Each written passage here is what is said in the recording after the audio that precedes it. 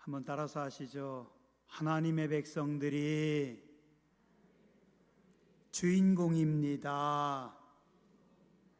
꿈꾸는 자들이 주인공입니다. 옆에 분 앞에 분 인사 한번 하시죠. 당신이 주인공입니다. 아멘. 우리는 종종 사람들을 보면서 부러워하는 사람들이 있습니다. 금수저들을 보면 좀 부럽습니다. 그리고 생각합니다. 왜 나는 흙수저일까? 어떤 사람은 태어날 때부터 부자의 자녀로 풍요로움을 또 많은 것을 배우고 많은 혜택을 누리며 살아가는데, 어떤 사람들은 흙수저라 특별한 혜택 없이 살아갑니다. 그런데 성경을 보면, 또 우리가 살아가고 있는 세상을 보면 꼭 금수저들만 성공하고 금수저들만 행복한 것이 아니라 오히려 흙수저들이 성공하는 경우가 더 많고, 또 성경에 보면 흙수저들이 오히려 더 인생을 행복하게 살아가는 경우가 많이 나옵니다. 오늘 말씀에 보면 요셉이라고 하는 인물이 나옵니다. 근데 이 요셉도 아주 심한 흙수저였습니다. 요셉은 최악의 상황을 최선으로 바꾸었던 대표적인 인물입니다. 그의 아버지는 아내가 4명이었습니다. 아들들만 12명이었습니다. 근데 요셉의 어머니만 요셉의 동생을 낳다가 일찍 세상을 떠났고, 그는 나머지 3명의 어머니 계모 밑에서 살았고 10명의 배다른 형제들과 함께 살았습니다. 근데 그 형님들이 요셉을 미워해서 17살의 어린 나이에 노예시장에 팔려가게 되고 외국의 노예로 팔려갑니다. 아마 이보다 더 나쁜 환경의 인생도 드물 겁니다. 그런데 그럼에도 불구하고 그는 30살의 어린 나이에 자수성가해서 대제국 이집트의 총리가 됩니다. 17살의 노예가 됐는데 13년 만에 한 나라의 젊은 총리가 됐습니다. 이게 가능합니까? 세상에서는 어렵다고 하지만 하나님께서 꿈을 주시고 그 꿈을 가지고 살아가는 사람들은 가능합니다. 비빌 언덕도 없었습니다. 공부란 것도 해보지 못했습니다. 10원도 돈이 없었던 사람입니다. 그러나 하나님께서 그에게 꿈을 주시니까, 하나님께서 그를 붙잡으시니까 그의 삶이 성공한 삶을 살아간 것을 우리는 볼 수 있습니다. 오늘 이 자리에 나오신 여러분들 모두도 하나님께서 잡으시고 하나님께서 꿈을 주셔서 성공하는 행복한 분들 되시길 주의 이름으로 축원합니다. 요셉은 무엇 때문에 성공할 수 있었는가? 몇 가지 살펴보고자 합니다. 첫 번째, 요셉은 아주 정직한 사람이었습니다. 그는 놀라울 정도로 정직했습니다. 바보스러울 정도로 정직했습니다. 오늘 말씀 바로 앞에 창세기 37장 2절에 보면 요셉 17살 때 그의 형들과 함께 양을 치는데 그의 아버지의 아내들 비라와 실바의 아들들이, 배다른 형님들이 그들과 함께 일을 하는데 그들의 잘못을 아버지에게 말했다. 17살이면 고등학교 1학년 정도, 신우가 17인가? 맞아? 고등학교 1학년 정도 나이입니다. 눈치 빠른 나이입니다. 상황 파악 다 할 수 있습니다. 그런데 배다른 형님들의 잘못을 아버지에게 다 일렀다. 고자질쟁이였을까요? 또 그 뒤에 말씀들을 보면 그건 아닌 것 같습니다. 오늘 말씀의 7절에 보고 9절에 보니까 형님들이 싫어하는 것을 뻔히 알면서도 요셉은 곧대로 자기가 꾼 꿈 이야기를 합니다. 형님들이 기분 나빠하는데 이 이야기를 들으면 기분 나쁜 형님들에게 더 화나게 하는 줄 알면서도 그냥 자기가 꾼 꿈 이야기를 합니다. 미련한 걸까요? 아니면 답답한 걸까요? 분위기 파악을 못하는 걸까요? 그거보다는 요셉의 천성이 거짓말을 못하는 사람이었기 때문입니다.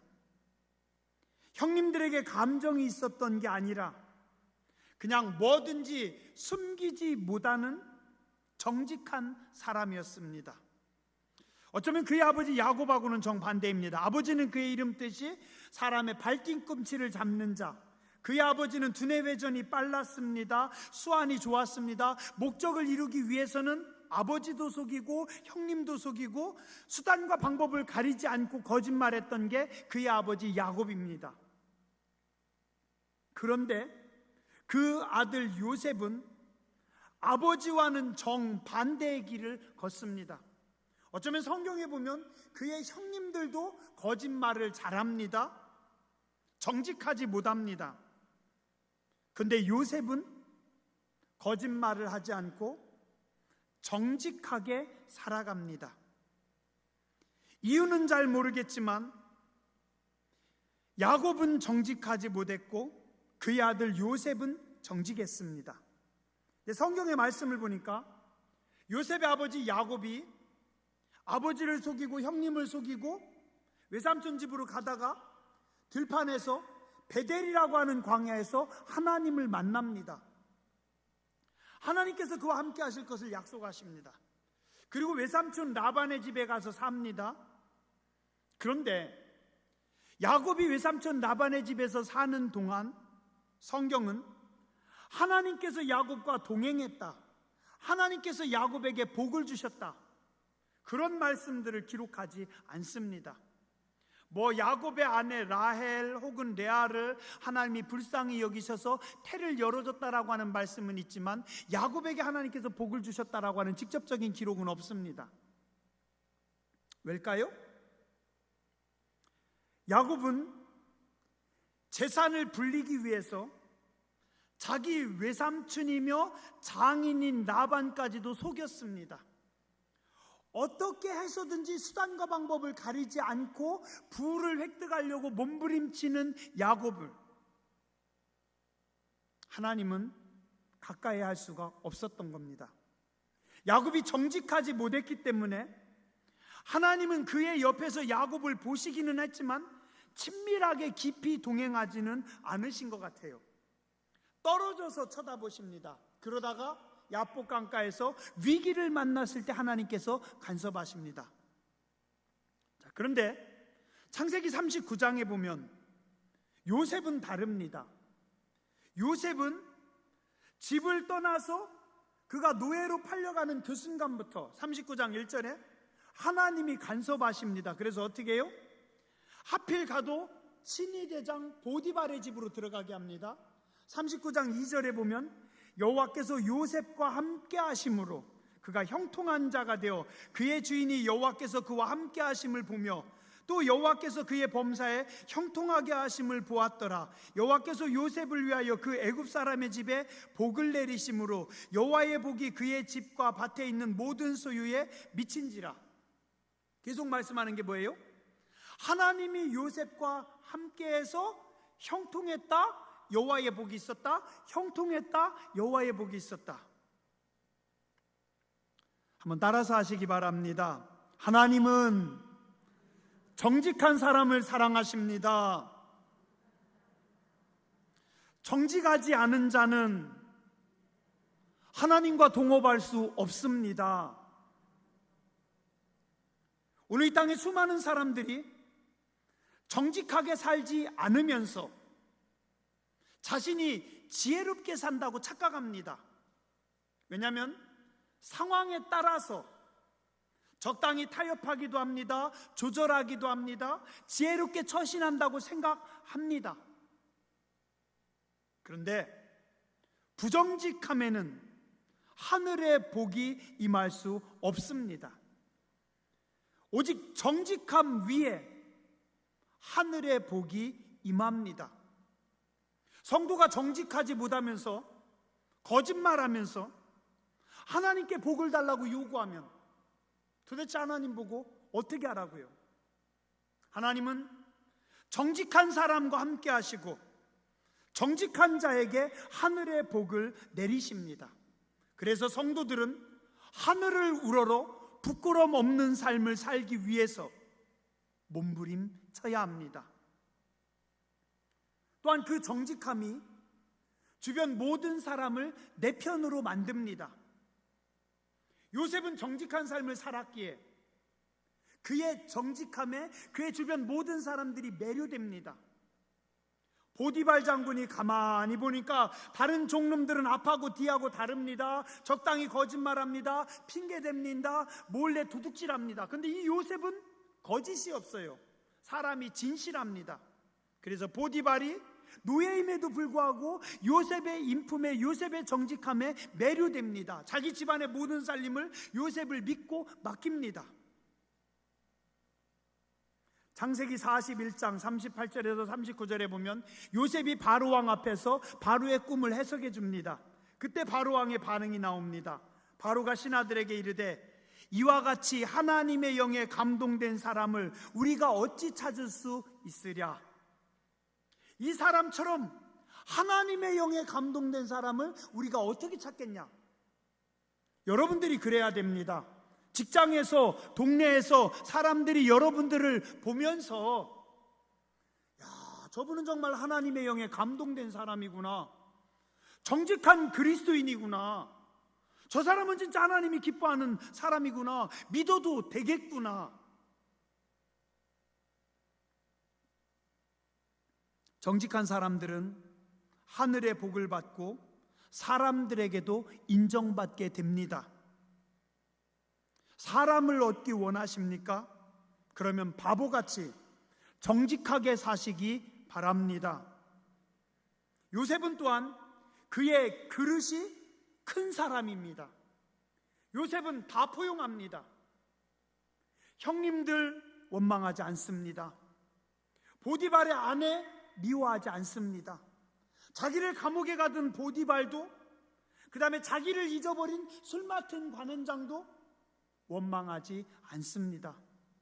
그냥 다 용서하고 다 품습니다. 성경 어디를 봐도 요셉이 누구를 원망했다, 미워했다 하나도 없어요.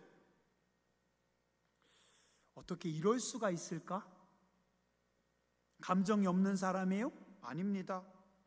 형님들을 만났을 때, 자기 동생을 만났을 때 너무 뜨거워서 막 펑펑 울었던, 가슴이 뜨거웠던 사람입니다.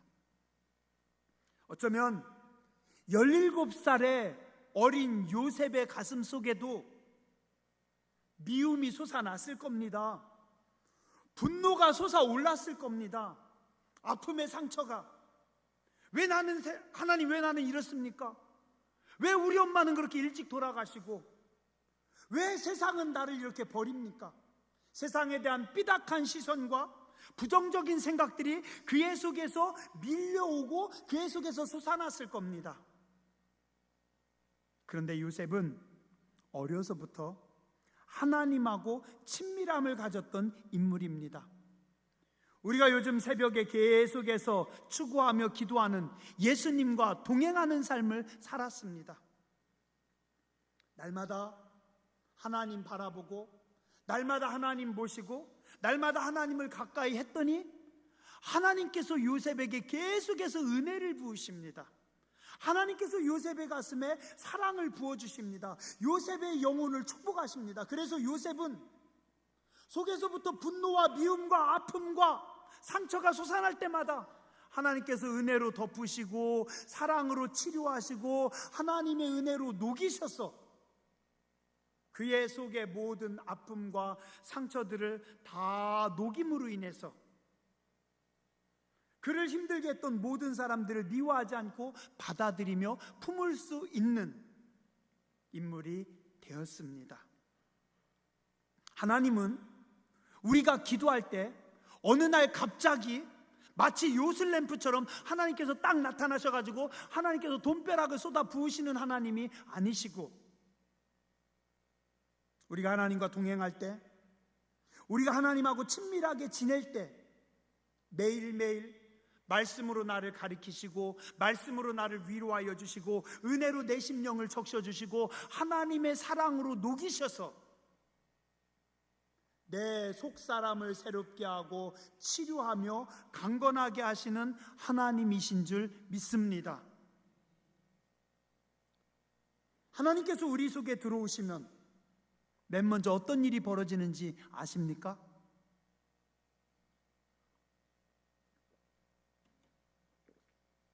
하나님이 내 속에 들어오시면, 하나님께서 우리 속에 들어오시면, 우주보다도 크신 하나님께서 내 심령 가운데, 내 마음 가운데 들어오시면 우리의 마음이, 우리의 그릇이 커집니다. 왜요?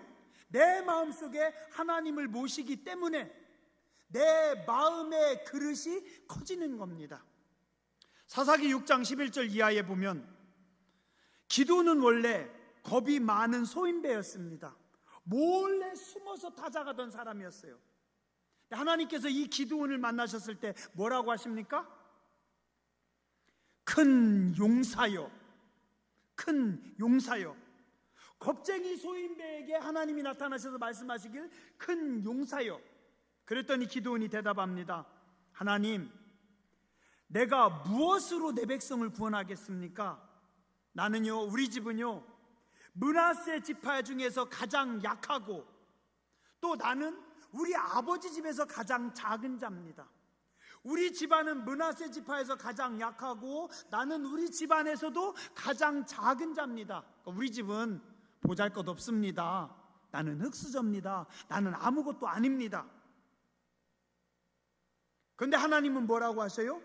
내가 반드시 너와 함께하리니 네가 미디안 사람 치기를 한 사람 치듯 하리라. 우리는 약하지만, 기드온은 작지만, 보잘것없지만 하나님께서 그에게 임하시니까 그는 강한 자가 되고 그는 큰 자가 됩니다. 한번 따라서 하시죠. 하나님께서 함께 하시면 내 그릇이 커집니다. 내가 큰 인물이 됩니다. 오늘 하나님께서 여러분들과 함께 하심으로 여러분의 그릇이 커지시기 바랍니다. 또한 요셉은 늘 문제 너머에 하나님이 서 계신 것을 봤습니다. 요셉은 문제만 보는 것이 아니라 이 문제의 뒤편에 하나님이 서 계시다. 그래서 참고 기다립니다. 저 미운 형님들을 보는 것이 아니라 형님들 뒤에서 하나님이 일하시고 계시는구나. 저 사악한 여자 보디발의 아내를 보는 것이 아니라 그 뒤에서 하나님의 손이 움직이고 계시는구나. 환경 때문에 불평하지 않고 사람들을 향하여 복을 뿜어내지 않았습니다. 미움과 분노의 사람이 아니라, 불평과 원망의 사람이 아니라 사랑과 용서의 사람이 되고 감사와 찬송의 사람이 되었습니다. 오늘 여러분들도 그런 분들 되시길 주님의 이름으로 축원합니다. 마지막으로 요셉은요, 꿈의 사람이었습니다. 우리가 하나님께 돈을 달라고 하면, 성공을 달라고 하면 하나님께서 갑자기 돈벼락을 쾅 내게 던져주실까요? 하나님께서 내게 성공이란 것을 던져주실까요? 갑자기 돈벼락 던져주시면 돈벼락에 깔려서 죽습니다. 감당할 만한 만큼만 주십니다. 자, 여기 컵이 있어요. 컵이 요만큼 있는데 우리 권사님 중에 한 분이 제게 기름을 가져가지고, 목사님 이거 참기름이에요. 아주 좋은 거예요. 목사님 이거 좀 맛 좀 보세요 하고서 기름을 여기다가 따라줘요. 큰 기름을 몇 병을 가지고 왔어요. 참기름 몇 병 가져가서 여기다 계속 따라줘요. 10병 따르면 10병이 들어가죠? 소용없어요. 10병, 20병을 따라줘도 내 그릇이 작으면 여기 앞만 봐도 요만큼밖에 못 넣는 겁니다.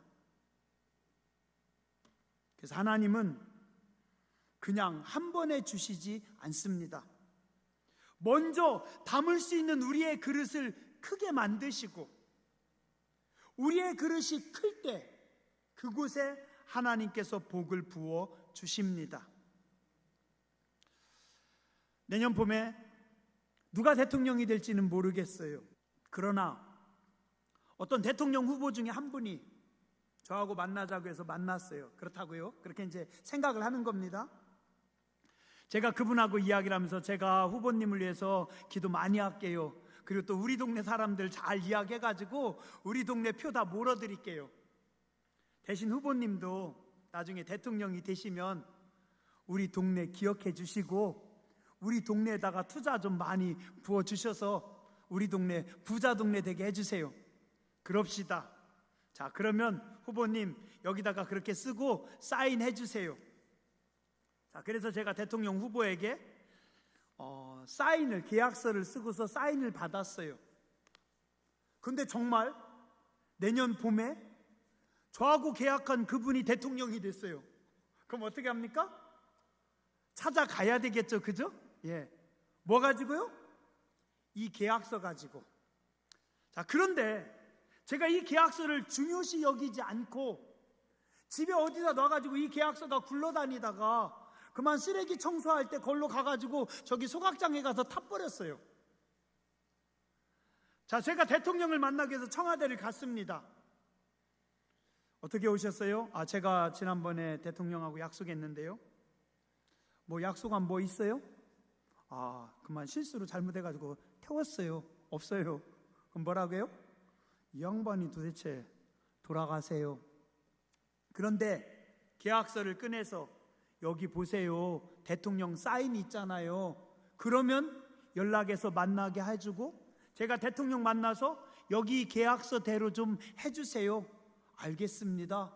어떻게든지 고대면에다가 뭐가 되든지 도로를 뚫든지 뭘 하든지 내가 인프라를 만들어 줘가지고 고대면이 발전할 수 있도록 도와드릴게요. 뭐 때문에요? 계약서 때문에. 이 계약서가 뭔지 아세요? 하나님하고 우리하고의 계약서. 이게 꿈이라는 겁니다. 이게 꿈입니다. 오늘 요셉은 17살의 어린 소년이었지만 하나님과 친밀한 사람이었습니다. 어느 날 하나님께서 요셉에게 꿈이라고 하는 것을 주시면서 하나님과 요셉 사이에 계약을 합니다. 형님들이 볼 때는 황당합니다. 요셉의 곡식단은 서 있고 형님들의 곡식단은 거기 다 절하고 딱 봐도 기분 나쁘죠? 이런 버르장머리 없는 놈. 야, 그런 일이 있냐? 네 꿈대로 되나 보자. 형님들이 노예상에다가 팔아버립니다. 요셉의 인생이 망가져버립니다. 사람이 생각할 때는 도저히 불가능하고 사람이 생각할 때는 안 되는데 하나님께서 요셉하고 꿈이라고 하는 계약서를 쓰셨습니다. 그리고 하나님께서 한 번 더 확정해 주십니다. 뭐예요? 이번에는 꿈을 꿨는데 하늘의 해와 달과 별 11별들이 다 절을 하는 겁니다. 형님들에게 또 얘기해요. 뭐라고요? 네가 제대로 미쳤구나. 네가 죽으려고 환장했구나. 아니면 네가 돌았구나.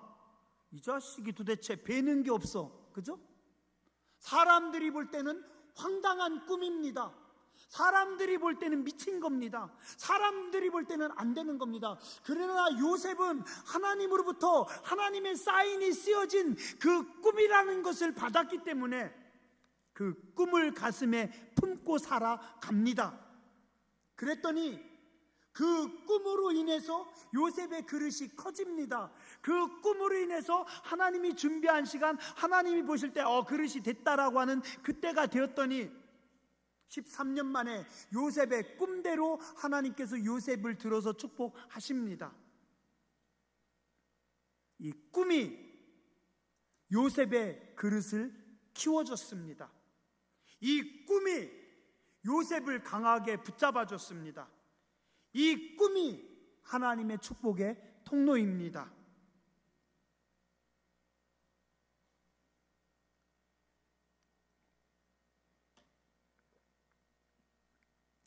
아프리카의 어느 시골에서 아이들이 이렇게 모여가지고 놀고 있어요. 쬐끄만 반짝반짝 빛나는 돌들을 주워와가지고 서로 같이 그 돌들 가지고 공깃돌도 하고 뭐 이 돌들로 놀고 있어요.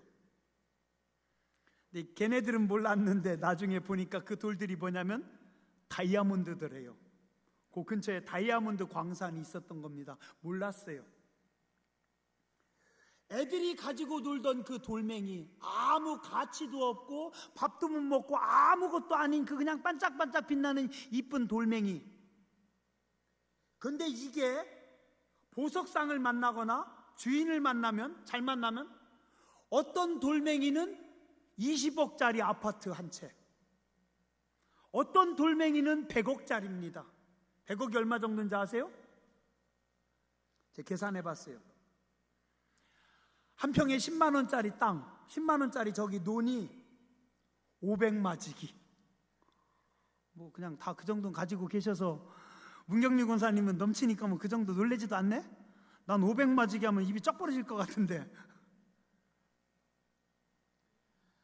아이들이 중요하게 여기지 않고 놀던 그 작은 보석이 20억짜리 아파트였고, 그 작은 보석이 500평짜리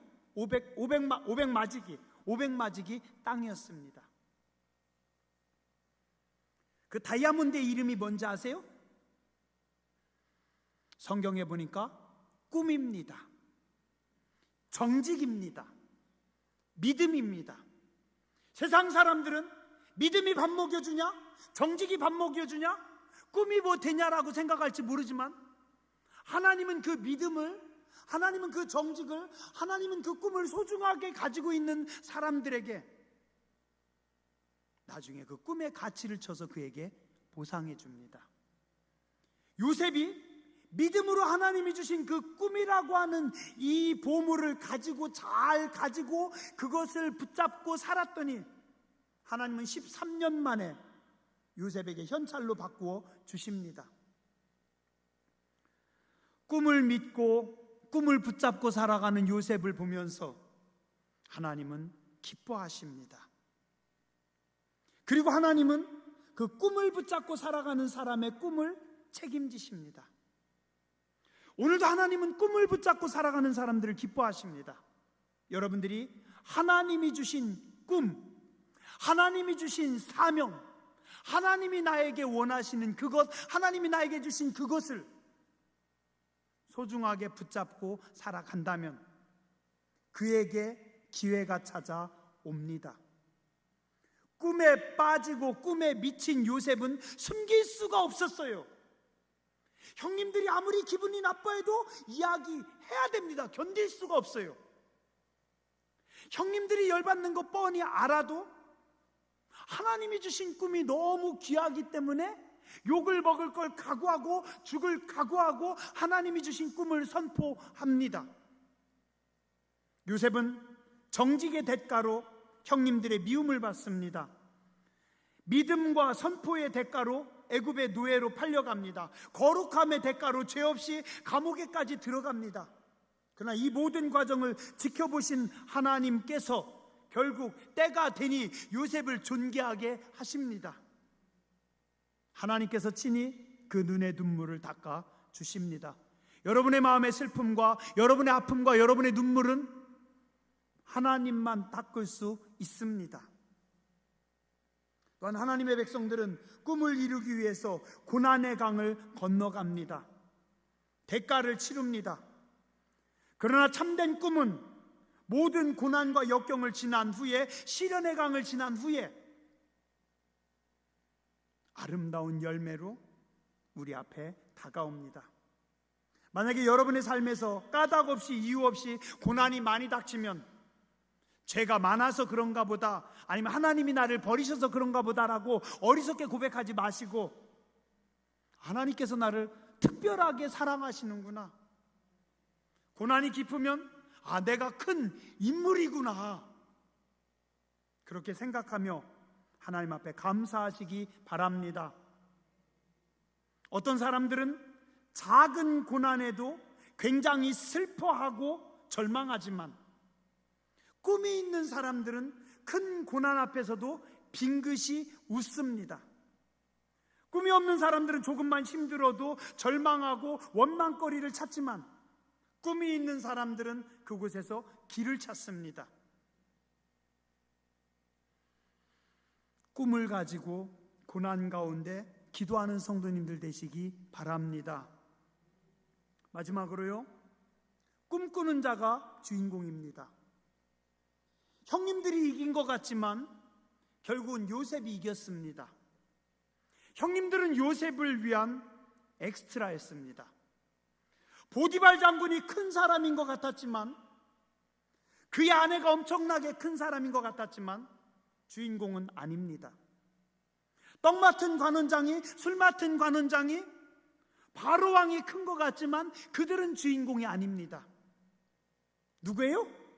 주인공이 누구라고요? 요셉입니다. 한번 따라서 하시죠. 진짜 주인공은 납니다. 진짜 주인공은 꿈을 품고 있는 사람들입니다.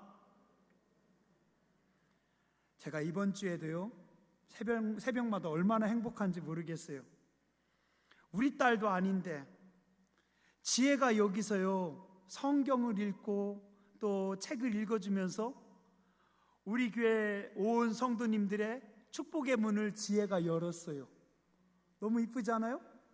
우리 신영이가, 우리 신우가 여기서 책을 읽으면서 그날 하루 우리 교회 축복의 문을 열었습니다. 리브가가 열었습니다. 그죠? 얼마나 큰 축복이에요? 제가 여기서 기도하는데요, 너무 행복한 겁니다.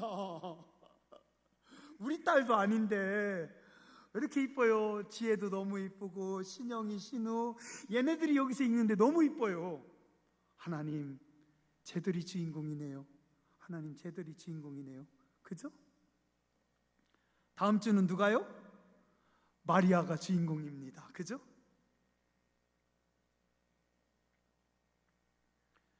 꿈이 있는 사람, 하나님의 은혜가 있는 사람, 그들이 주인공입니다. 하나님의 기적이 다가옵니다. 하나님의 축복이 다가옵니다. 고난이 깊은 것은 깊은 밤을 지나 새벽이 다가오고 있는 징조입니다. 오늘도 여러분들이 하나님이 주시는 꿈을 꾸시고 고난을 넘어 영광의 자리에 서는 성도님들 되시길 주의 이름으로 축원합니다. 기도하겠습니다. 자비하신 하나님, 은혜로우신 주님, 감사합니다. 이 가을의 문턱에 저희들 서 있습니다. 하나님이 주신 축복의 땅에서, 약속의 땅에서 하늘을 바라보며 하나님께서 부어주시는 은혜와 기름을 맛보며 누리며 오늘 저희들 서 있습니다. 감사를 드립니다.